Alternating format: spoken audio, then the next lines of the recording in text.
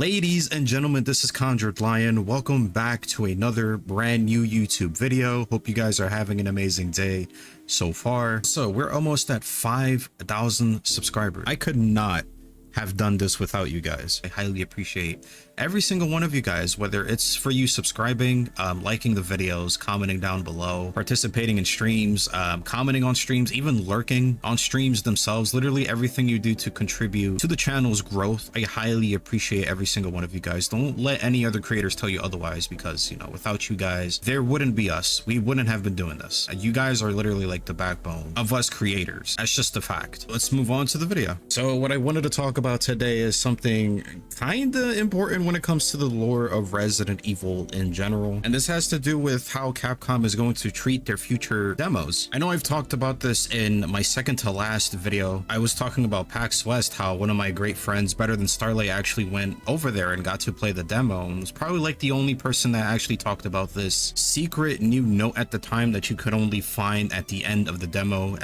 during the chase sequence only. It literally just spawns in the map. So I basically talked about that at the very end, and that obviously got overshadowed by the letter itself, but I wanted to make this video to kind of bring that to light of what content creators should do in the future and what can we expect when it comes to future demos and future events when it comes to these demos ahead of time. So I really do think Capcom is going to initially sprinkle just new Easter eggs or new things to find when it comes to these builds or demos, and I feel like one of the things we have to also pay attention to is the grunts of the Hag, the new stalker enemy that we see in Resident Evil Requiem. The reason why I say it's important to actually pay attention to the Hag's grunt, because if you guys don't remember, Nakanishi actually did come out and did say that these grunts were placeholders for Lisa Trevor. So he apologized for the fact that a lot of people did think it was Lisa Trevor. I mean, that could very well still be Lisa Trevor. But anyways, we're getting sidetracked here. But I think it's important to pay attention to her grunts, because if she does initially have a different grunt, then honestly, we can assume that the demo you're currently playing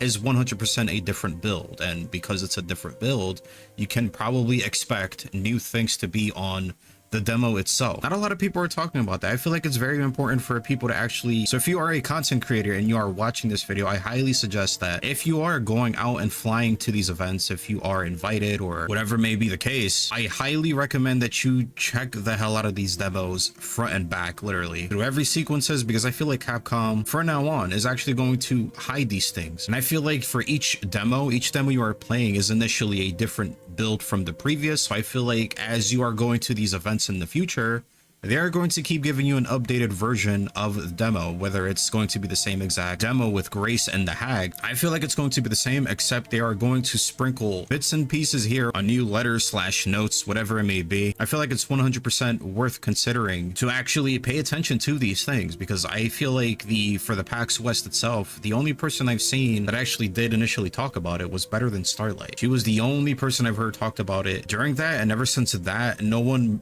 pretty much else has talked about it. Very few people did. But in terms of demos in general, I think we are going to get one relatively soon. I feel like we're actually going to get a demo that's actually separate from anything we've seen when it comes to PAX West or the Summer Game Fest itself, you know, the people that got to play it early and stuff. I feel like we're going to get something so separate that's away from the main game itself. For example, like Beginning Hour. If you guys don't remember Beginning Hour from Resident Evil 7, it started out as actually the kitchen demo. It was revealed later on that yes, it was Resident Evil 7.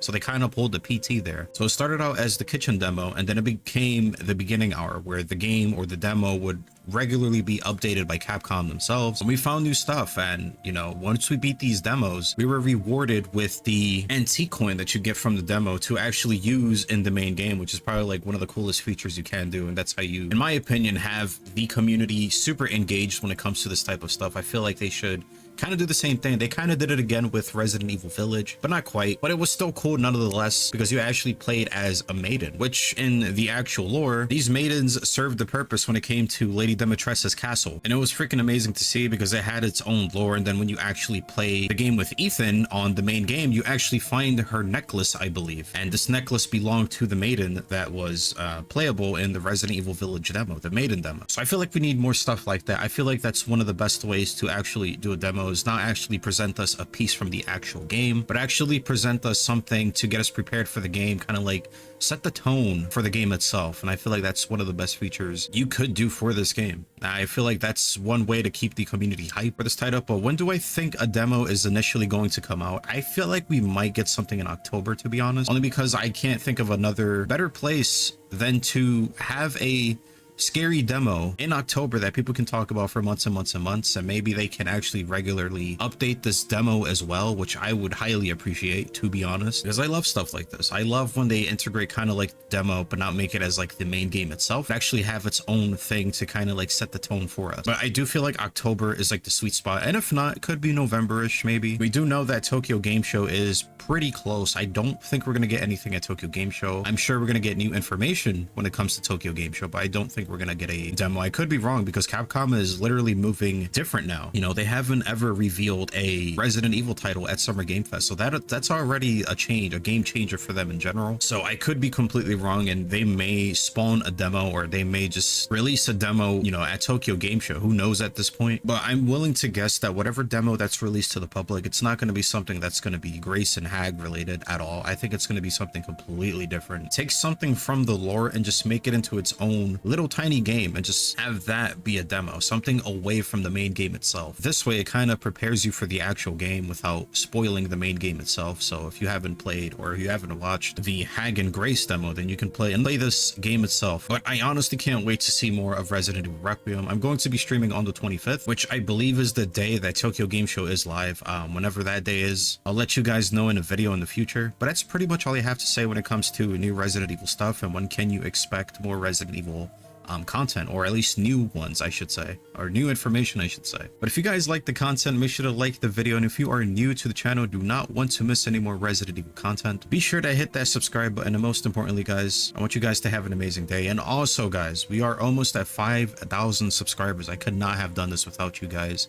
I appreciate every single one of you for literally everything you do, you know, with the likes, with the subscriptions. Go down in the comments and just interact with me in general. I highly appreciate every single one of you. You know, streams too, when you guys just lurk in streams, when you guys, you know, talk to me in streams. Literally everything you do that contributes to the growth of this channel, I highly appreciate every single one of you. But we're gonna have to come up with something to do something special for our 5,000, because that's a huge milestone for me, and I could not have done this without you guys. Don't let any other creators say otherwise, because without you guys there would be no creators, literally. But I want you guys to have an amazing day, eat plenty of food, drink plenty of water, and I'm gonna catch you guys in the next time. And until then, peace.